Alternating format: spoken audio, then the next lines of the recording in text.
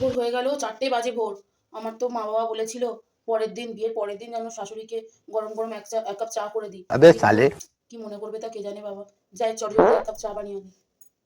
মা, এই নিন আপনার জন্য এক কাপ চা বানিয়ে এনেছি। ও বৌমা, তুমি এত তাড়াতাড়ি উঠেছো কেন?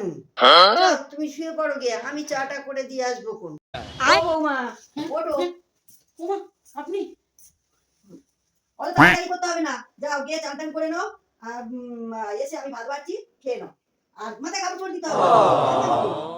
মাথায় কি কাপড় ভালো চোপড়। শাশুড়ি, আগে আমি বুঝতে পারিনি। মা, আপনি ভালো থাকবে। ও বৌমা, হ্যাঁ বলুন মা। তুমি এবার স্কুলে ভর্তি হও আর পড়াশোনা শুরু করে দাও। মা, আপনি এত ভালো আমি বুঝতে পারিনি। আপনি এত ভালো। হ্যাঁ, পড়াশোনা শুরু করো। আর ঘুরে বেড়ালে আর হবে না এবার। ও বৌমা, তুমি এখনো চিৎ পাতে শুয়ে আছো, কটা বাজে? কটা বাজে আমি তো কই জানি না তো। কটা 9টা বাজে, বাবু তো বেরোবে 10টা 10টায়। রান্না বান্না তো করতে হবে। কেন? আপনিই তো বলেছিলেন যে বেলা 12টার সময় উঠলেও কোনো অসুবিধা নেই, তাহলে আজকে কেন? হ্যাঁ, আপনি একটু কি রান্না বান্না করতে পারেন না? না, বিয়ে হতে হতে মুখে বুলি ফুটেছে। ও বৌমা, এরকম ভাবে দাঁড়িয়ে থাকলে এই ভিডিও দেখলে তো হবে? ভাসুর শ্বশুর ওষুধটা রয়েছে, মাথায় কাপড় চোপড় দাও।